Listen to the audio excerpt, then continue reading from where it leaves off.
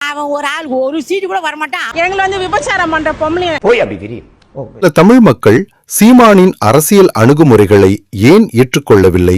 அதற்கு பின்னால் இருக்கும் முக்கியமான காரணங்கள் என்ன? இந்த வீடியோவில் இந்த விஷயத்தை பார்க்கலாம். கேவலமா ஒரு ஓட்டு கூட ஒரு சீட்ல கூட நின்று ஜெயிக்காதவெல்லாம் எங்களை வந்து தற்கூறின்றான்.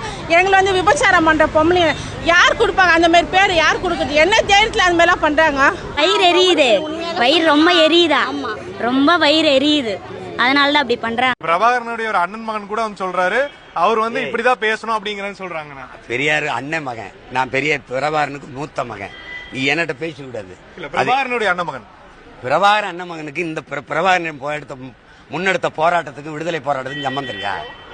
எதையாவது பேசிக்காதீங்க தம்பி. இல்ல அவங்க கேக்குறாங்க இந்த மாதிரி வந்து அவர் வந்து கூட இருந்து தெரியல அப்படிங்கிற மாதிரி சொல்றாங்க. உங்களோட கருத்தை மட்டும். கூட இருந்தாரா? நான் என் பாட்டி தாத்தாவோட கூட இருந்தேன் அப்படிங்கிற மாதிரி. என் பாட்டி தாத்தா கூட இருந்தாங்க. சாரி இவரான தங்களுக்கு தெரியாத சட்டம் ஒன்றும் இல்லை. இப்போ உதாரணமா AK-74 ஒரு ஆயுதம், அது வந்து ரஷ்யால இருந்து வந்திருக்கு எங்களுக்கு. அப்போ அந்த கருவி வந்து இப்படி இந்த விரல் தண்டி தான் அந்த இது இருக்கும், இங்கே இது இருக்கும், அரிசி போல தான் தோட்டா இருக்கும். ஆனாலும் வந்து ஒரு நெஞ்சில பட்டுச்சுன்னா முதுகுக்கு பின்னாடி எதுவும் இருக்காது.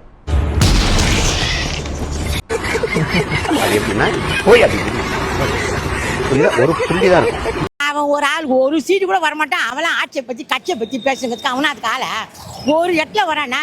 துப்பாக்கி இருக்குல்ல, அதுல போய் அண்டமடத்தை ஒட்டிட்டான். என்னடி இது? இந்த நிலத்தில் ஒருவன் கூடவா இந்த நாட்டை ஆள்வதற்கு தகுதி இல்ல? சித்தப்பு நீங்க எப்ப வந்தீங்க? என்ன நீ பார்க்கவே இல்லையா? இல்லையா சித்தப்பு? உட்காருங்க உட்காருங்க. டெல்லிக்கு போன நானு தம்பி பிரபு எங்க மூத்தவர் பின்னூர்தி நிலையத்துக்கு வரும்போது பிரபு வண்டியை கொஞ்சம் பின்னாடி எடுத்து விட்டு வரேன்னு அங்க நின்றுட்டான். நான் முன்னாடி போயிட்டேன். எங்க மூத்தவர் வந்து தம்பி தம் போட்டு வர அப்படின்ட்டு அங்கிட்டு போயிட்டாங்க. திடீர்னு பாத்தீங்கன்னா சுத்தி என்னை ராணுவம் வளைச்சிருச்சு ராணுவம். பிரபு அப்படியே பகரிட்டான், என்னன்னு தெரியலேன்ட்டு. எங்க மூத்தவர் அப்படியே கட்ட பாதி அப்படியே நிக்கிறாரு.